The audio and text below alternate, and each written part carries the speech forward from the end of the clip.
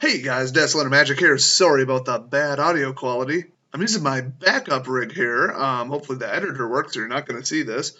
But you know what? Nothing is stopping the MTG News, and boy, did this weekend have some stories. First up, the probably soon to be renamed MTG DAO it just got a legal notice from Wizards. Well, what is MTG DAO? It's a decentralized organization. So the one singular sole originator and controlling entity behind this DAO posted a statement saying that they think Wizards is discriminating unfairly against the Web3 tech and Web3 communities. What's Web3? Well, it's kind of like Web 2.0, except even worse, so it's kind of declining over the decades. So they, or more likely, if they want to be stubborn, anyone financially involved in this in any way is going to get absolutely stomped. But the whole idea of a DAO is that it's protected from control, but yeah, we'll see. Am I going to continue to follow this amazing drama? No. If you're going to make NFTs, first of all, don't. Secondly, don't steal someone else's trademarks and copyrights. Simple. According to some random person on Reddit, so it's probably not true, they also made a statement saying that they don't know enough about copyright law to be confident about how a court would interpret this situation. You know what? I do, and you'll lose.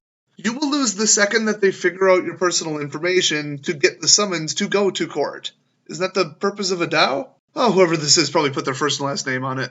Next up, somebody told me to check out the MTG Arena Bugs and Product Suggestions page on feedback.wizards.com because some of the top voted ones are absolute gold. So, number one, with 3,066 upvotes, beating the next one by, a bit of a margin, it's about double. It is just titled Shuffler. In fact, they didn't even capitalize the S. They did upload what looks like over 100 different logs and screenshots of different, what they consider to be broken Shuffler opening hands. And yeah, I can screenshot anything. I mean, amazing things happen in paper too.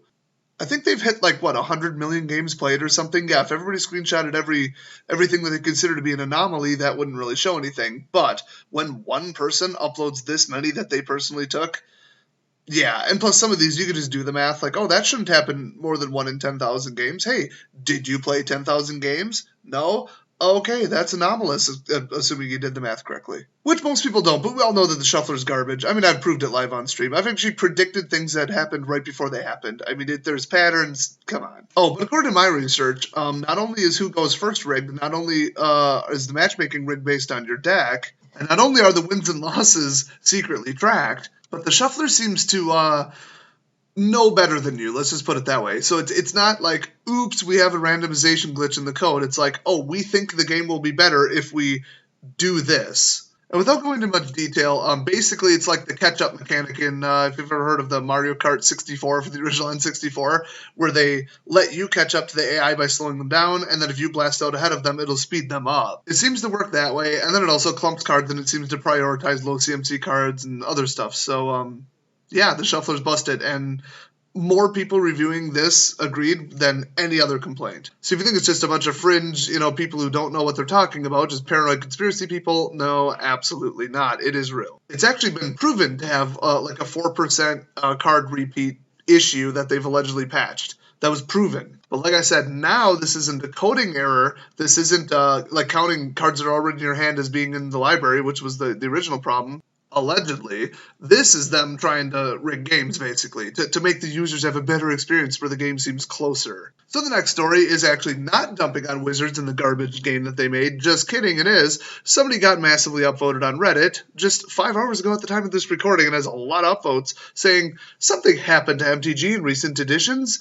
Where as a returning player who is trying to catch up, I feel overwhelmed. Oh my gosh, Karen, it's only 100 copies of Scoot Swarm all coming out on turn 8 with 100 different life gain triggers on the stack, all targeting different creatures. What? What's there to be confused about? So they said they didn't play for a couple years, and they started, actually when it launched in the 90s, so they've been playing all the way from, the initial low-powered stuff, when played along cards, that were actually from that era, I should say. And after not playing for several years, they say their reintroduction to Magic was downloading Arena. They took a shot at it for about 5 hours. You'll never believe what they saw. Way too much text, confusing cards, too many unique cards, just too many words and combinations and things going off. Too much to learn, too much going on in a turn. The usual. Now take this person who is a Magic expert and have them get frustrated. Now compare that to somebody who's just learning the game, which is kind of silly to say. Nobody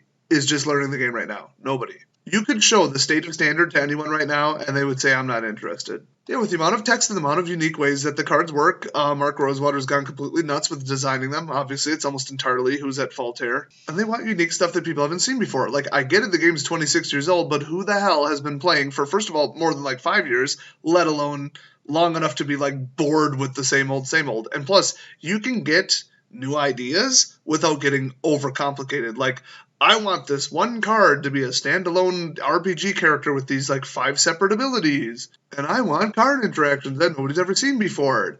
You can do that while just having like a learn it once named mechanic on the card, throw it on 20 cards and have a nice day, you know? And then it started World War III of people just saying, the old school stuff was too simplistic. Everything was just a vanilla fight. To, obviously, people saying it's become Yu-Gi-Oh! You have to read a short novel to figure out what even the hell is going on, and nobody wants to sit down and learn this because it's become more complicated than chess. But then somebody posted the article, and I almost don't even need to tell you which article. It's the one from May 25th, 2020, where they called it the Grand Experiment, and Mark Rosewater says about specifically Ikoria how they wanted to push the complexity, stretching the upper limits of what can be put on cards. Well, that went well, didn't it? How's that doing to the, I would say, sales numbers, but we all know where those are at, those fake numbers. Customer satisfaction percentages, where's that number, Wizards? I'd like to see that.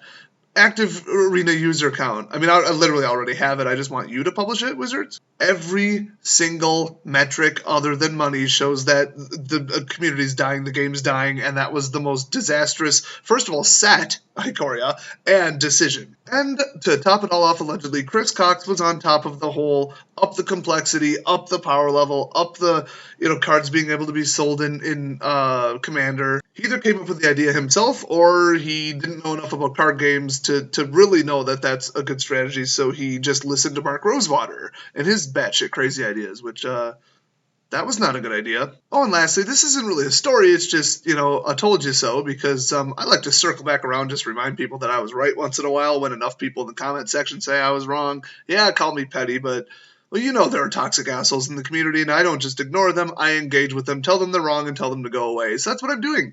So somebody posted, once again on Reddit, where I'm getting all these news stories because I have very limited work to do today, or work time today, the top 5 most played cards from Neon Dynasty, but in the standard format specifically, from the first day of some big tournament I've never heard of, but it was some kind of like opening day thing. It was the white land, the blue land, the black land, the green land, and can you guess the 5th one? If you're about to say the red land, nobody plays red. What are you talking about? No, the Jukai Naturalist.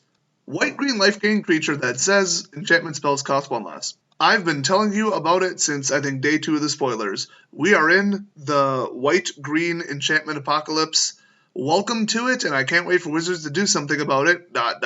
in Alchemy. Also, we're not going to see an Alchemy adjustment until more than 2 weeks after the set launches, because I think they said about 2 weeks after the set launches, they're going to add 30 special Alchemy digital-only release cards that you have to get outside of packs with only wild cards, or from Alchemy packs that nobody buys because nobody plays Alchemy. And as you saw from me finding out while streaming that the event that they were running, the special event, Cascade event, was actually secretly Alchemy. Like, it literally did not say Alchemy anywhere on the description that I said, but when I went to go play a deck, it said, 2 of your cards are illegal. I'm like, it's the Alchemy ones, aren't they? So I put in the Alch ones, yeah, they're fine. So all the special events from now on are probably going to be Alchemy, so they're going to, shove it down our throat. So eventually, there's going to be, 150 cards in Standard from Alchemy, 30 at a time per set or whatever, where your deck just won't even be competitive, or it'll have so many balanced, readjusted cards that you won't even be able to play it. I mean, you can always just put in the readjusted cards, but then it takes up a deck slot, and it might make your deck unplayable. I mean, it's just, and then who knows what kind of Alchemy deck will just run past whatever you think is, acceptable. But usually it's the fun events. But then does it take the fun out of the fun events, or do you just play them for fun and non-competitively? I've been known to play, just Z-list decks that don't work at all just because, in Cascade it might work, or it'll just be kind of funny and trolly. But see, that doesn't seem to vibe with the average arena player, just playing a fun side event to have fun. Apparently they just want wins, rewards, and the dailies, and to get off and play a better game, and to be the biggest asshole and crybaby, timeout emote spammer possible. So yeah, if you're playing for fun, it'll be pretty uncommon to find somebody who's kind of like you on Arena. So you're probably going to be like forced to play Alchemy if you want to just participate in this wacky little side event thing. So they got to cut that, and they got to cut that right now. And how do I know that they're going to continue to do that? They did it, and then they gave up with like historic 100 card historic singleton, artisan, historic artisan. Nobody wants to play historic, and then they just gave up and started making all the events standard. So the last bit of wisdom I'm going to leave you with is continue to boycott Alchemy until it goes away. It turns out it's one of the few things where if you ignore it, it will actually go away, because it won't make any money and won't be worth the development time. It wasn't in the first place, but we just need to remind them of that. So that's been your news update for the weekend. I'll see you guys next time.